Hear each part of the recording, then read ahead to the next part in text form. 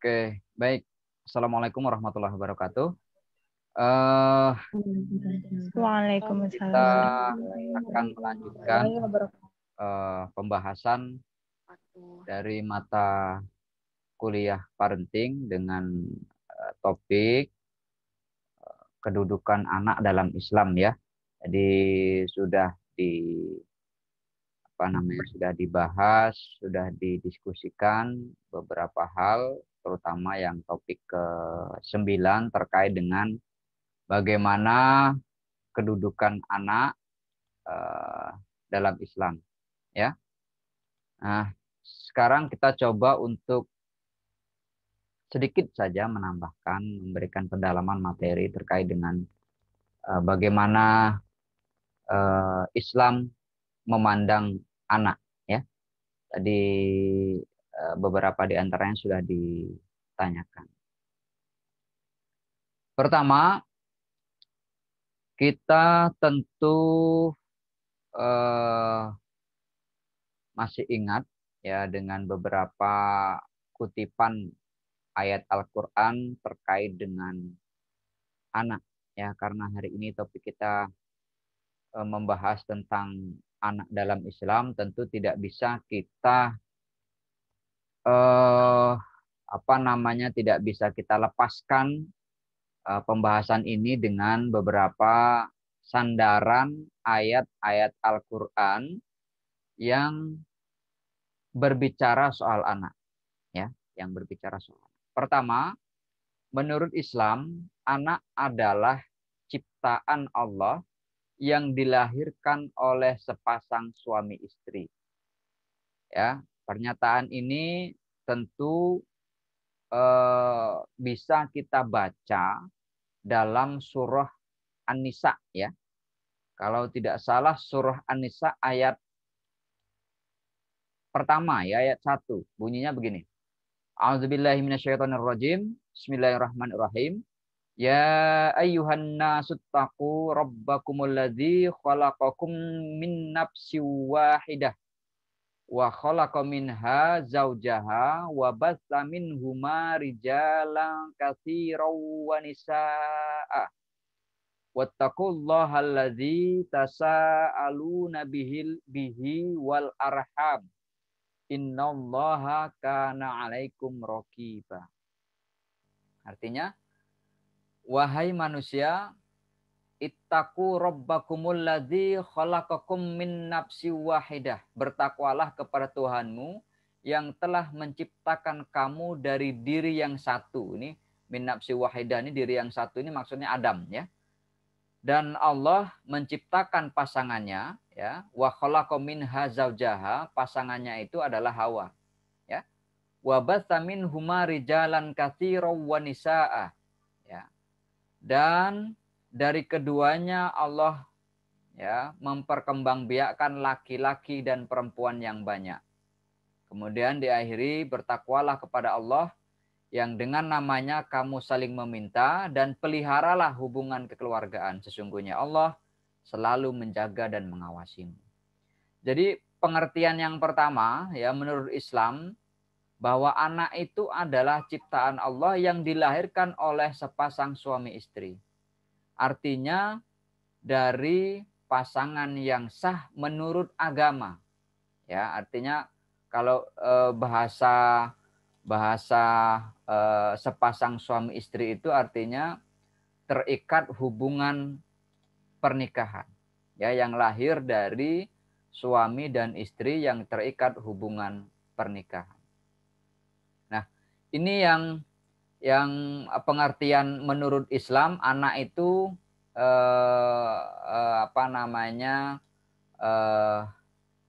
dilahirkan oleh suami dan istri sebagai salah satu bentuk penciptaan ya, yang diciptakan oleh Allah Subhanahu wa taala.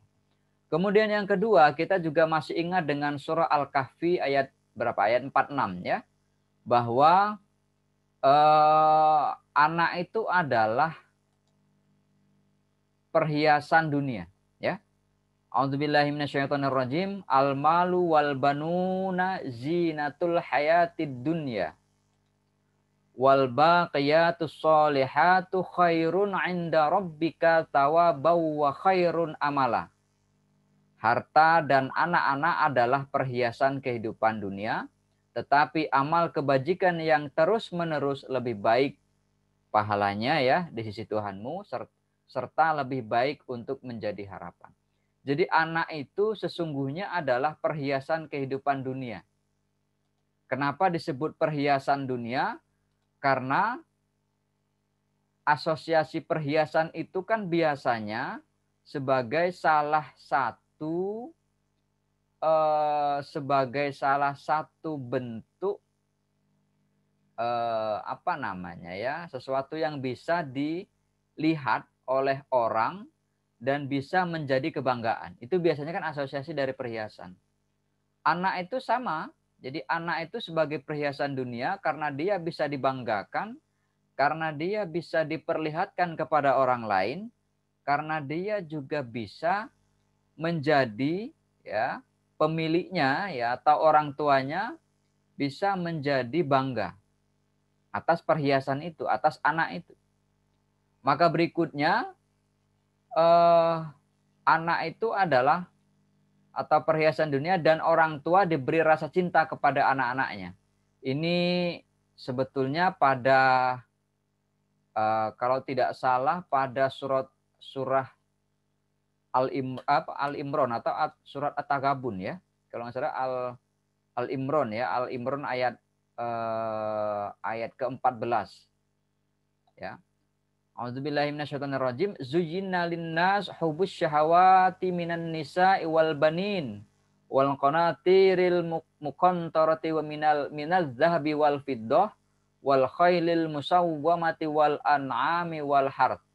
Dzalika mata'ul hayatid dunya wallahu 'indahu husnul ma'ab. Jadi zuyyinatil nas, dijadikan terasa lebih indah dalam pandangan manusia cinta kepada apa yang diinginkan. Ya. Kepada siapa? Hubbus syahwati minan nisa, berupa perempuan-perempuan, wal banin, anak, ya. Anak-anak, wal qanatiril muqantarati minadz dzahabi wal fiddah, ya. Kepada harta benda yang bertumpuk dalam bentuk emas dan perak, kemudian kuda pilihan, hewan ternak, sawah ladang.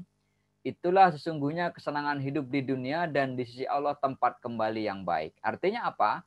Secara zohiriyah, anak itu merupakan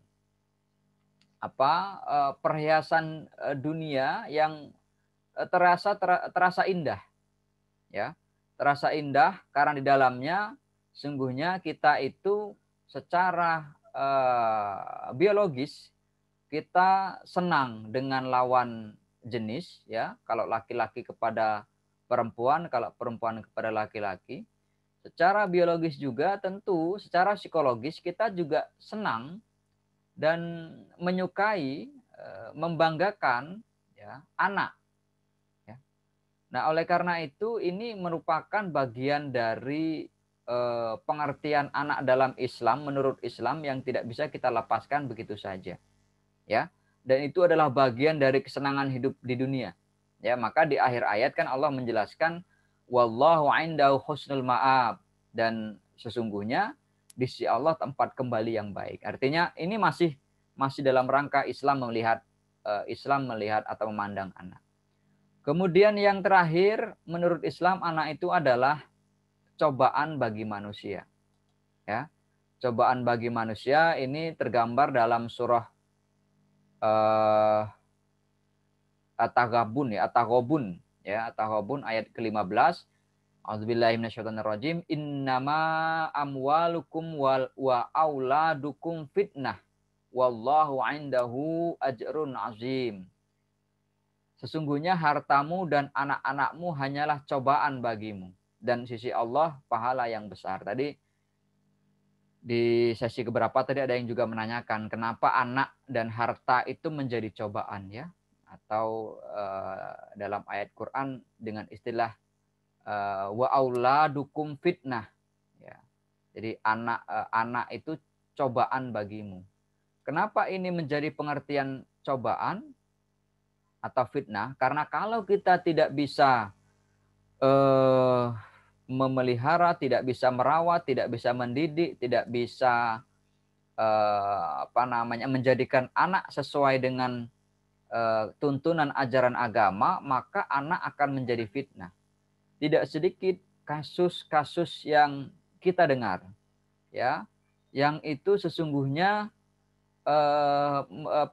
terjadi atau dilakukan oleh anak sehingga bisa menjadikan orang tuanya malu. Ya, ini bukan 1, 2, 3 kasus, tapi banyak sekali. Oleh karena itu orang tua juga harus berhati-hati terhadap anak, agar anak ini betul-betul kita pelihara, kita rawat, kita didik, kita bimbing agar sesuai dengan jalan yang Allah inginkan. Nah, kemudian juga anak itu merupakan titipan, ya. Anak itu merupakan amanah, ya. Oleh karena itu, karena ini titipan atau amanah, maka tanggung jawab orang tua terhadap kehidupan anak itu menjadi sangat besar sekali. Karena orang tua nanti akan dimintai pertanggungjawabannya di akhirat. Allah titipkan di dunia, Allah minta pertanggungjawabannya di akhirat. Itu sudah menjadi ketentuan agama kita, sudah menjadi ketentuan Islam. Nah, karena itu kita yang sekarang dilahirkan oleh kedua orang tua kita itu merupakan amanah Allah. Orang tua kita nanti akan dimintai pertanggungjawaban apakah kita sebagai anaknya dapat atau sudah berada pada jalan yang sudah ditentukan oleh agama. Demikian juga kita orang tua, ya, nanti Anda juga akan menjadi orang tua, yang juga akan memiliki anak. Anda akan dititipkan oleh Allah anak dan Anda akan dimintai pertanggungjawabannya di akhirat. Maka tugas kita itu berat. Ya, tugas kita itu berat. Ya, secara teoritis kita bisa dengan memudah kita baca, kita analisis, kita tonton mungkin kalau ada videonya bagaimana misalnya cara mendidik anak, bagaimana cara mendidik anak secara Islam misalnya, ya. Bagaimana cara mengasuh anak itu mungkin secara teoritis mudah kita baca, kita perhatikan. Tetapi dalam kehidupan sehari-hari kenyataannya tidak demikian. Kita butuh tenaga ekstra untuk mendidik, untuk merawat, untuk mengasuh agar anak-anak ini sesuai dengan amanah yang dititipkan kepada kita. Berat sekali. Kita sendiri kan sudah juga pernah merasakan kecil, ya. Ketika kita masih kecil, kita masih mungkin berusia remaja, mungkin beranjak dewasa, ya, kita juga akan merasakan bagaimana orang tua kita dengan susah payahnya mendidik kita. Sampai sekarang kita berada di Zoom ini misalnya, ya, yang sudah dengan susah payah orang tua menyekolahkan dan menguliahkan kita, ya.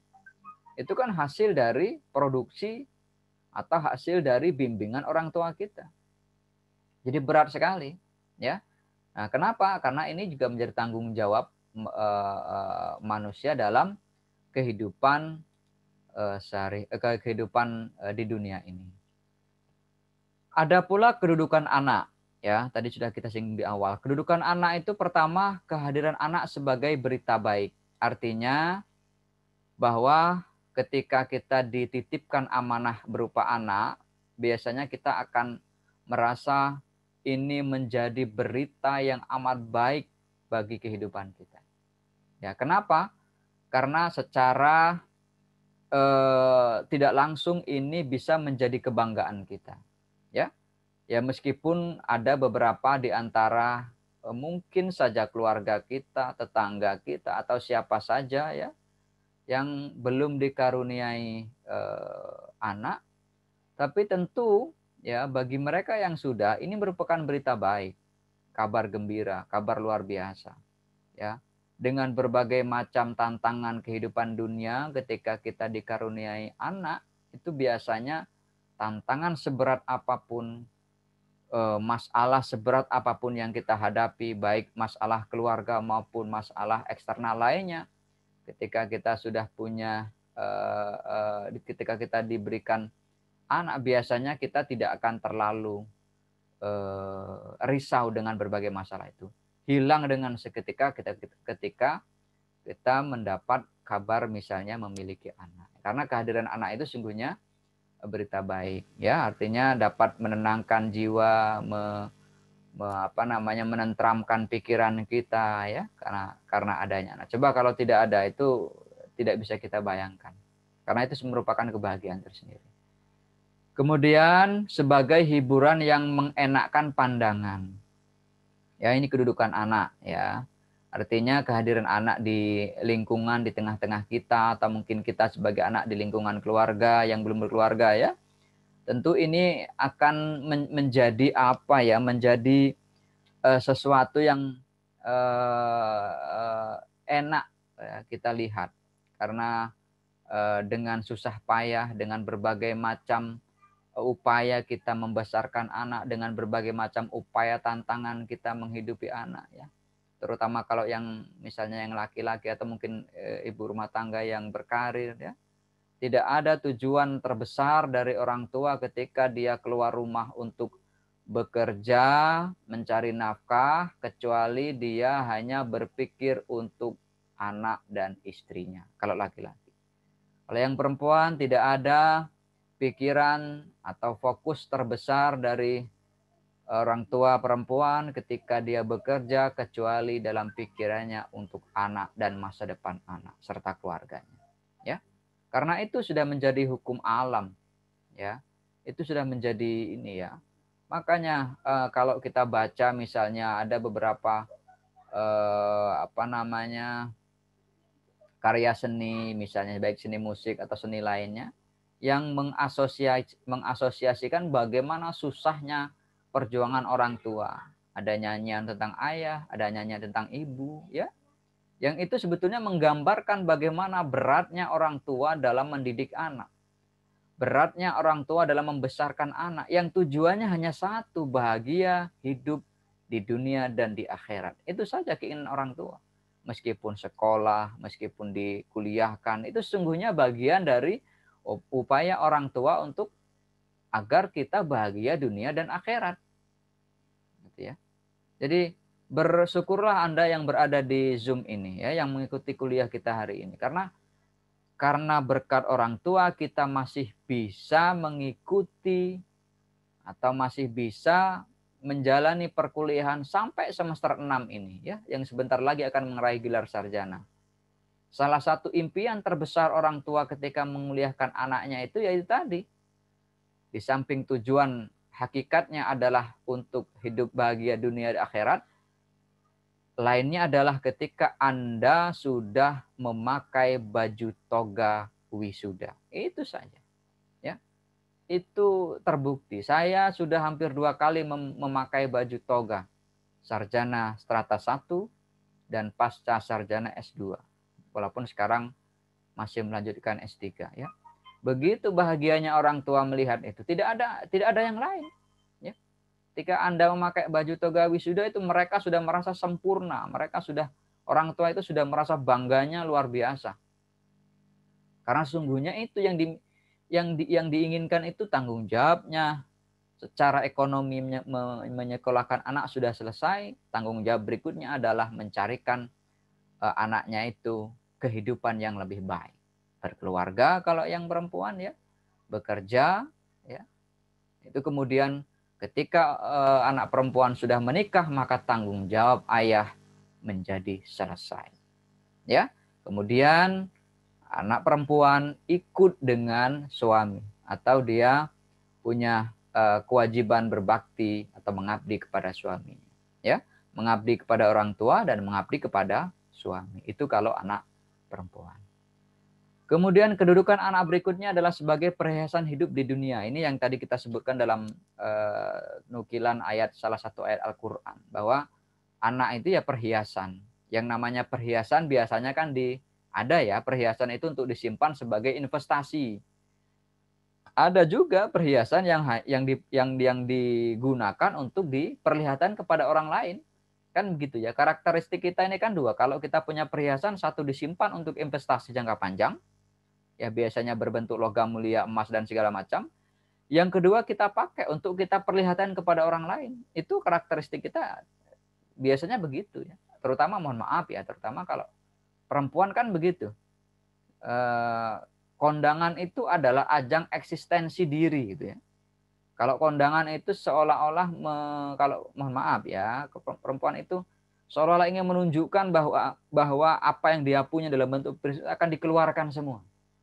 Itu sebetulnya tidak salah, tetapi memang ini bentuk eksistensi seorang. Ada bentuknya disimpan sebagai investasi. Nah, begitu juga anak.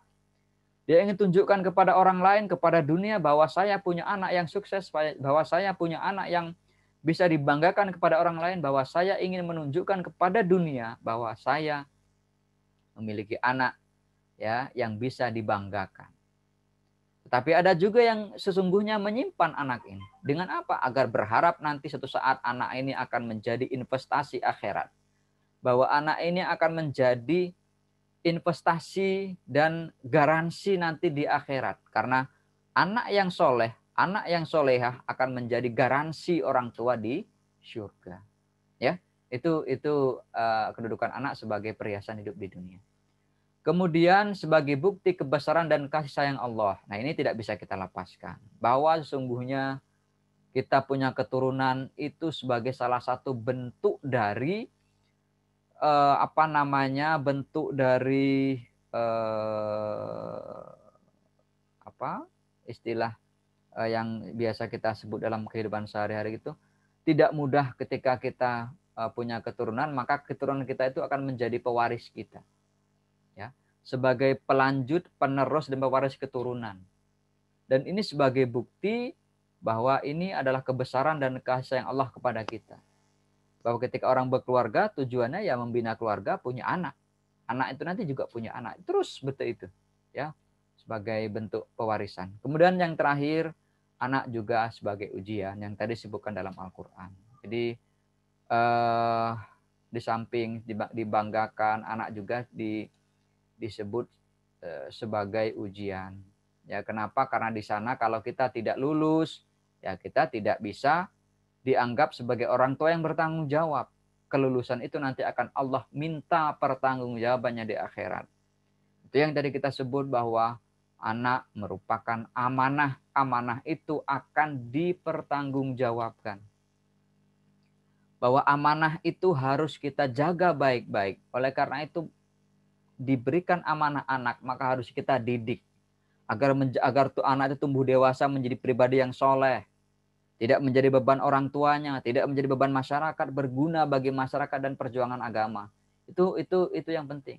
Jadi sebagai amanah, apa yang dilakukan terhadap anak akan dimintai pertanggungjawaban di akhirat nanti. Oleh karena itu, hak-hak anak itu harus dipenuhi, ya. Hak untuk hidup, hak mendapatkan nafkah, hak mendapatkan nama baik, hak mendapatkan kasih sayang, hak mendapatkan pendidikan yang benar. Kalau dalam ilmu parenting, hak kebutuhan dasar anak itu semuanya terpenuhi. Ya, itu yang harus kita betul-betul perhatikan dalam melihat kedudukan anak dalam Islam. Jadi pembahasannya komprehensif sekali, ya, pembahasannya komprehensif sekali. Baik, saya kira itu saja sekedar pendalaman dari saya terkait dengan materi kita tentang kedudukan anak dalam Islam. Jadi sudah kita bahas bagaimana kita sebagai anak ya seharusnya memiliki rasa kasih sayang yang kuat kepada kedua orang tua. Karena sungguhnya orang tua itu berat sekali. Dan bersyukur Anda sudah berada pada posisi ini, ya, sudah bisa kuliah, sebentar lagi selesai kuliah, dan akan menunjukkan kepada orang tua Anda bahwa Anda akan meraih gelar sarjana. Saya yang mungkin sudah duluan dari Anda, yang sekarang mungkin saja sudah dahuluan meraih gelar sarjana, tentu ini juga capaian terbaik orang tua saya, bukan karena sayanya, tapi karena orang tua saya. Ya, saya kuliah selesai S1, S2 dan sekarang ngambil S3 bukan karena sayanya, tapi karena orang tua. Jadi semua yang kita dapatkan saat ini adalah bentuk dari capaian orang tua kita dalam rangka bentuk amanah yang Allah berikan kepada kita. Baik, Saya kira itu saja sekedar pendalaman kitab topik topik ke-9 ya, topik ke-9. Saya akhiri billahi taufiq wal hidayah. Assalamualaikum warahmatullahi wabarakatuh. Waalaikumsalam Waalaikumsalam warahmatullahi warahmatullahi wabarakatuh. wabarakatuh.